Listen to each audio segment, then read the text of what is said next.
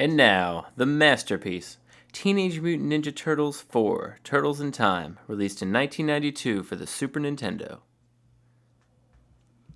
Not to be confused with the horrible movie, Teenage Mutant Ninja Turtles 3, Turtles in Time.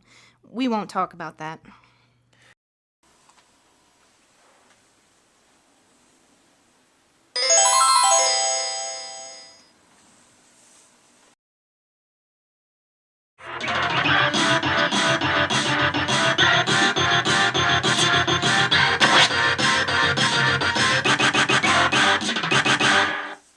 The upgrade to the Super Nintendo brought the Turtles improved graphics and sound, and some brand new moves.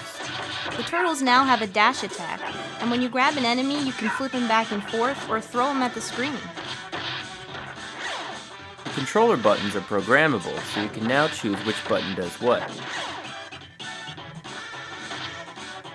The game is shorter and much easier than the previous two. Even on hard, we can easily beat it without a code, which is good because the only way to get a real ending is to play it on hard. Otherwise, Splinter just tells you you're a punk and you need more training. There's also some slammin' new music with that distinct SNES sound.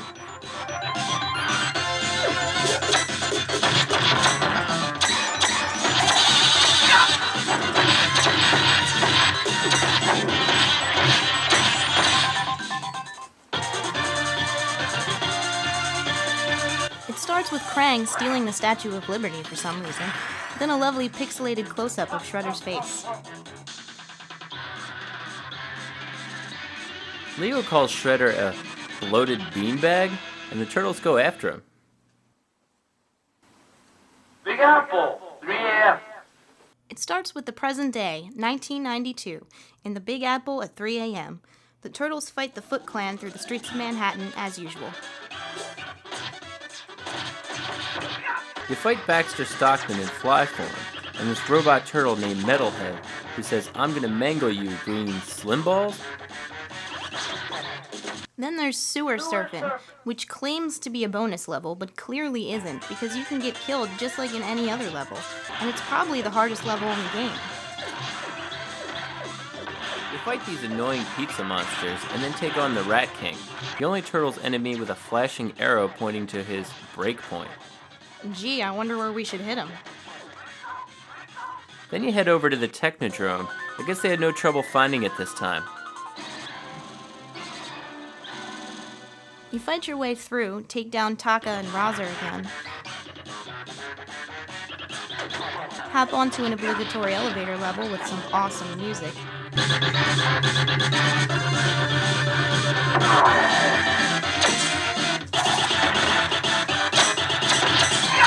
Then face Shredder in this big machine with claws that snap at you. The trick here is to grab the foot and throw them at the screen, where they hit Shredder and kill him. It's a pain in the shell because these pink foot hold up something that acts as a shield and prevents you from hitting them. When you defeat Shredder, he says that his patience is wearing thin, and he's banishing you to a time warp from which you will never return. Here's where the Turtles in Time part comes in.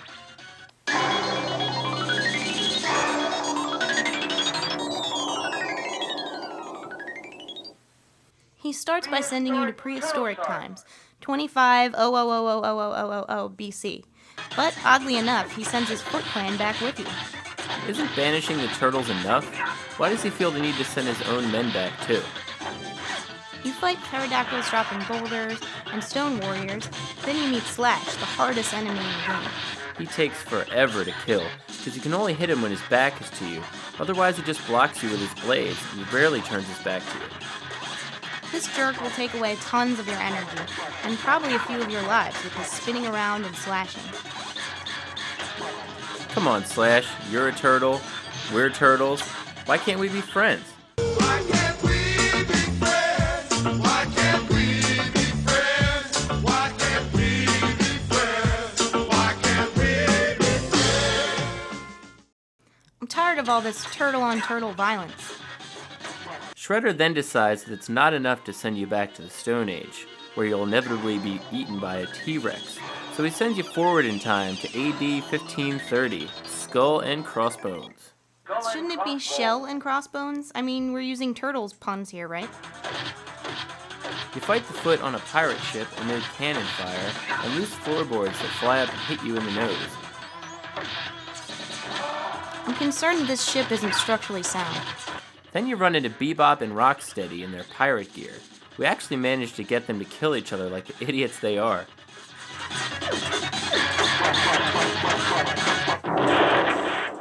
Then you travel to 1885. Bury my shell at Wounded Knee. Like the book, Bury My Heart at Wounded Knee?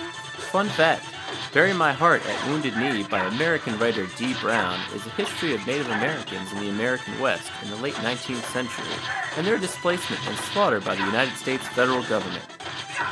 I take that back. That wasn't a fun fact. It's actually a pretty depressing fact. Thanks, Wikipedia. You fight on a train to some Old West-style music with random haze thrown in. The haze literally follow no pattern or rhythm whatsoever. They're completely random.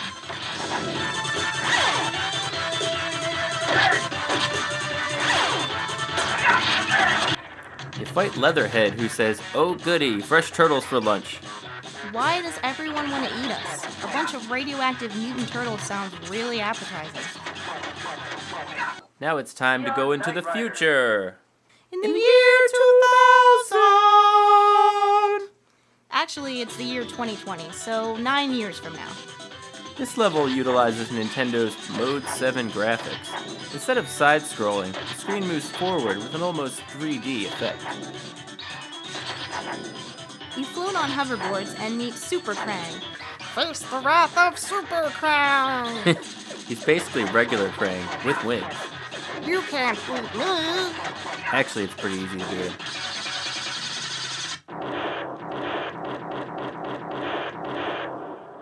Starbase, the final frontier. These are the voyages of the Teenage Mutant Ninja Turtles. Their continuing mission to explore strange new worlds, to seek out new life and new civilizations, to boldly go where no turtle has gone before. In the year 2100, you're in outer space, facing some pretty standard Konami environmental hazards, like bouncing balls and lasers. Then you fight Krang again, and this time he's in a tiny spaceship. I'm invincible! You said that one already. Oh, that's all I got. Once you beat Krang, a hole opens up that takes you back to the present day. Safe and sound in 1992. And it's time for the final shell shock.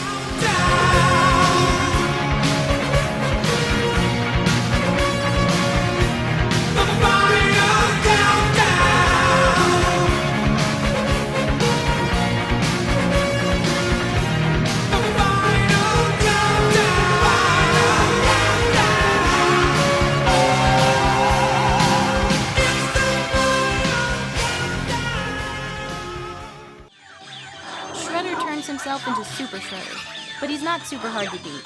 He glows in 3 different colors, and the best thing to do is attack him when he's blue. When he turns red, he throws flames that burn your toes. When he turns green, he turns you into a baby turtle.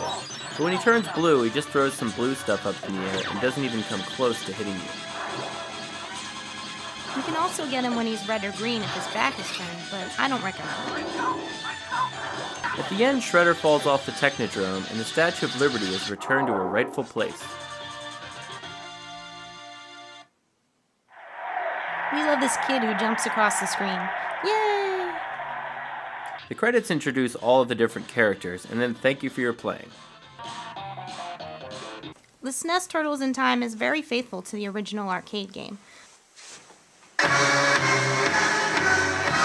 Pizza power!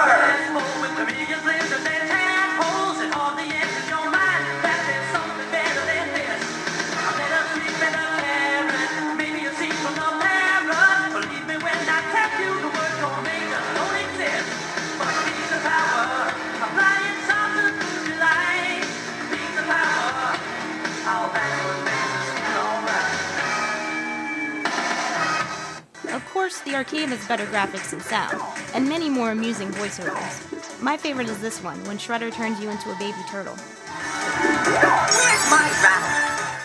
and I think this sound is supposed to be coming from a horse, but I really can't be sure. It sounds like a robot horse that's malfunctioning underwater through a phone. The SNES added the level where you throw the foot at the screen to fight Shredder, and the Mode 7 graphics on the Neon Knight Riders level. The SNES also changed around some of the enemies. In the arcade, at the end of the prehistoric Turtlesaurus level, instead of Slash, you fight this blob monster that looks a lot like Clayface. And at the end of the Shell and Crossbones level, you fight Taga and Razar instead of Bebop and Rocksteady.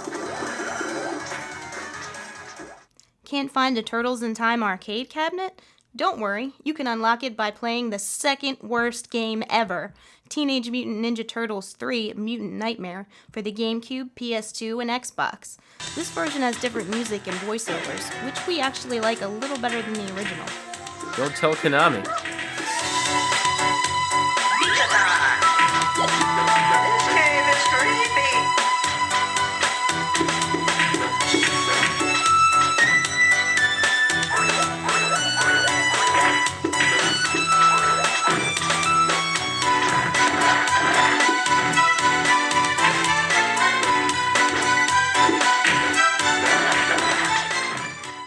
In 2009, Ubisoft released a remake of Turtles in Time called Turtles in Time Reshelled, exclusively for the Xbox Live Arcade and PlayStation Network, for the low price of just $10.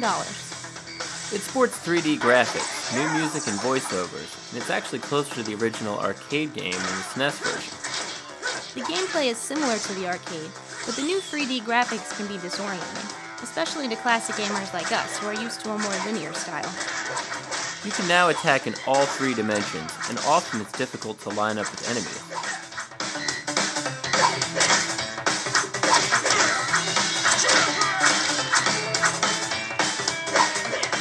The same year Turtles in Time came out for the SNES, the Sega Genesis got its first Turtles game, Teenage Mutant Ninja Turtles: The Hyperstone Heist, or Return of the Shredder, as it's known in Japan.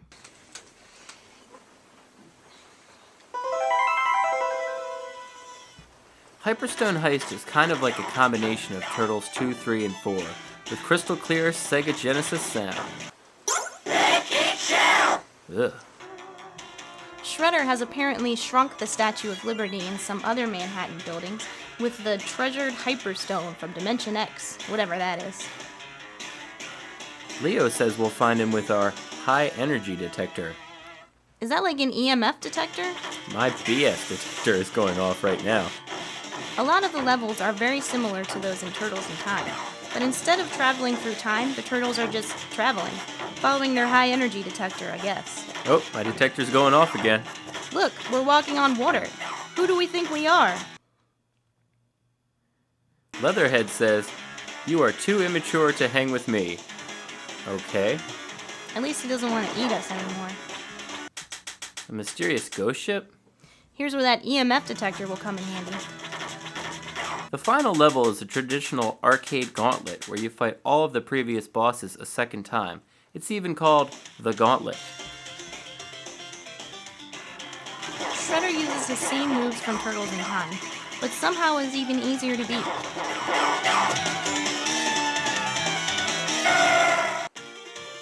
The game is incredibly short. In 30 minutes or less, you can defeat Shredder and return Manhattan to its normal size. Who is really responsible for saving the city? The true answer is shrouded in mystery. That's beautiful. While Hyperstone Heist is basically a weak sauce Turtles in Time, it does have some great hit sounds and a faster jump kick move. There are tons of other Turtles games out there, and there will probably be even more in the future. After over 20 years, 4 mutated reptiles still captivate the world with their martial arts prowess and affinity for pizza. With a new movie and TV series rumored to be in the works, a whole new generation will get to know Leo, Don, Raph, Mike, and Splinter. But these classic video games will always hold a special place in our hearts and memories. Cowabunga, dudes.